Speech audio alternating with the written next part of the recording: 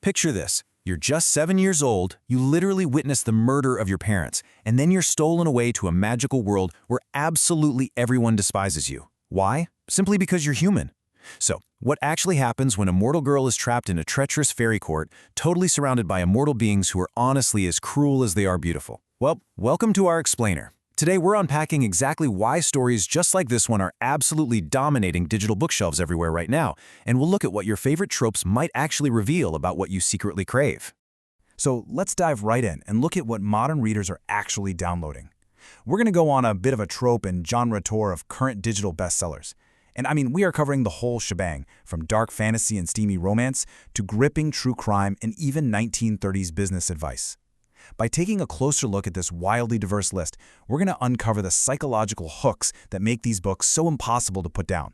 Plus, we'll examine exactly why certain kinds of escapism just resonate so deeply with our modern daily grind. Now, because these downloads jump all over the place, from magical kingdoms straight to murder mysteries, here is our roadmap for today. 1. Welcome to the High Court. 2. Modern romance and STEMinists. 3. Bad boys and second chances. 4.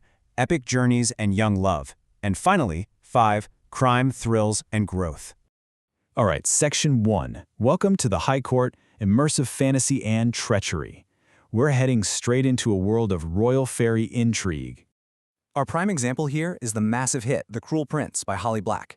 This story follows Jude. Stolen away at 7 after her parents' murder, she is thrust right into the High Court of Faerie. Fast forward 10 years, and Jude is in this deeply complex emotional bind. Despite her own mortality, and despite the fact that many of the Fae actively vocally despise humans, she wants nothing more than to belong there.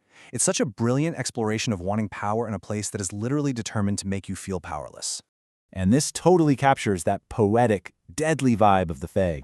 As Jude actually puts it, they're beautiful as blades forged in some divine fire. They will live forever. I mean, wow, right? That perfectly captures the classic tension that hooks us as readers, knowing something is incredibly dangerous, like a razor-sharp blade, but just desperately wanting to hold it anyway. We are so endlessly fascinated by things that can destroy us, especially when they're wrapped in this impossibly glamorous and eternal package. Standing directly in Jude's way, though, is Prince Cardit. He's the youngest and wickedest son of the High King, and Jude hates him so much she can hardly breathe when she looks at him. To win her place at the court, she has to defy the most beautiful and hateful Fae of them all, risking her own life in a super dangerous alliance just to save her sisters and Faerie itself. This perfectly sets up that intense, high-stakes enemies-to-lovers dynamic that we simply cannot get enough of. The conflict isn't just about survival, it's about that incredibly thin, electrifying line between absolute hatred and consuming passion. Okay, Section 2. Modern romance and STEMinists, science and swooning. We're leaving the magical courts behind and jumping into the modern world of sports, science, and romance. Within this space, we see two highly popular but honestly very different romantic fantasies side by side. On the one hand, you've got Campus Player by Jennifer Susevic. This taps into the classic college sports fantasy. You know, the legendary athlete whose fan base is absolutely massive both on and off the field. But right next to it is Under One Roof by Ali Hazelwood, which offers a totally different flavor of attraction, a steamy, highly academic rivalry. Readers are just devouring both the quintessential jock narrative and the sharp, witty banter of high-level academia. Ali Hazelwood is actually famous for pioneering what we call the STEMinist novella. So a STEMinist is a female scientist advocating for women in STEM who very often takes center stage as the super-driven protagonist in these modern rom-coms. In Under One Roof, the blurb basically spells out the trope perfectly. A scientist should never cohabitate with her annoyingly hot nemesis because it inevitably leads to combustion. It takes that enemies-to-lovers tension we just saw in Faerie but completely grounds it in the relatable everyday world of research labs, grant applications, and shared apartments. It kind of makes the fantasy feel attainable, you know? Moving on to Section 3. Bad boys and second chances, heartbreak, and redemption. Here, we shift from scientific combustion over to raw, gritty emotional repair. What's really fascinating here is how we can categorize these totally disparate downloads by the specific emotional catharsis they offer. Like, we have Fight For Me, which promises a second-chance love story.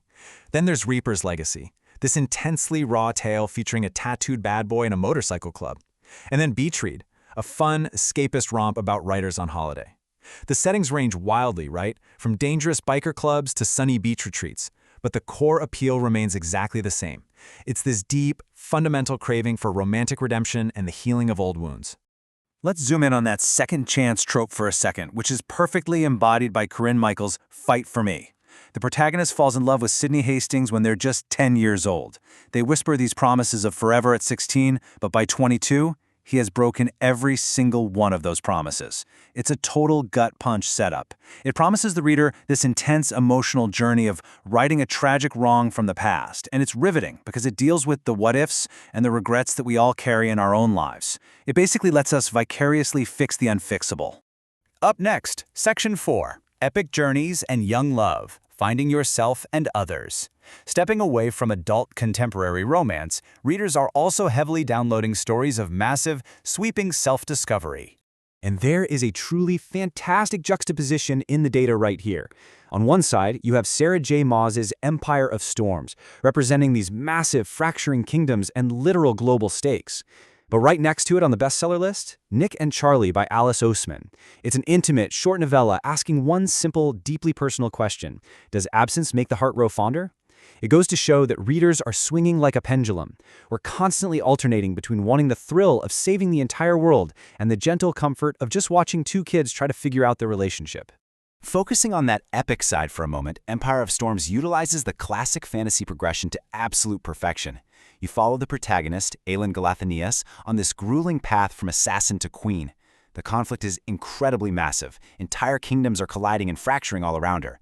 And to survive, she has to use a timeless strategy. Enemies must become allies to keep the people she loves from falling to dark forces.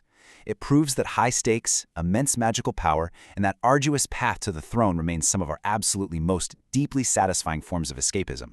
We just love watching a character forge their own destiny against totally impossible odds. Finally, Section 5, Crime, Thrills, and Growth, the real world's darker edges.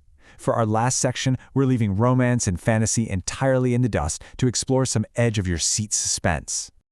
These Norwegian crime thrillers pull readers away from escapism and drop them straight into dark, grounded realities.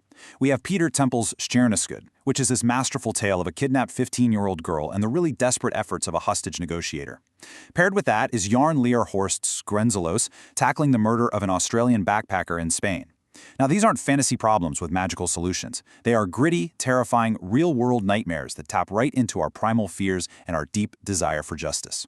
What makes Jarn Lier Horst's book so incredibly relevant today is his use of a really fascinating modern phenomenon, crowdsolving. If you haven't heard of it, this is when a group of everyday people connect on the internet to collaboratively investigate and solve a crime together. Horst brilliantly taps into our current cultural true crime obsession. So instead of a lone, brooding detective, the book features this huge network of online sleuths working together to solve the murder. It actually makes the reader feel like an active participant in a digital investigative community. It turns the usually solitary act of reading into this collective, exciting pursuit for the truth. And then, sitting right in the middle of all this thrilling fiction, fairies, and romance is our odd one out, Think and Grow Rich by Napoleon Hill. This is a motivational personal development book written all the way back in 1937, inspired by a suggestion from the tycoon businessman Andrew Carnegie. So you're probably asking yourself, why on earth is a 1930s business manual sitting next to modern fairy smut and Norwegian thrillers on a digital download list? Well, it creates this absolutely fascinating contrast. On one side of the scale, we have escapist fiction, deadly fairy courts, steamy STEMinist romances, gripping Nordic murders. But on the other side, we have grounded reality, straightforward personal development, and 1930s tycoon business advice. It reveals this brilliant duality in human nature, doesn't it? We're using digital platforms to entirely escape our everyday lives into fantasy, for sure. But we are simultaneously downloading highly practical, historical advice to build our own real-world empires. We desperately want to be royalty and fairy, but we also want to think and grow rich in reality. And that wraps up our explainer. We've definitely seen today that modern readers have incredibly complex appetites. Whether you're seeking a dark prince to defy, a STEMinist to swoon over, an epic journey to absolute power, or a gritty mystery to crowd solve, these downloads are essentially mirrors, reflecting our deepest psychological desires. So I'll leave you with this thought. When you look at your own digital bookshelf, what does your chosen escape room say about the real-world life you are secretly trying to build?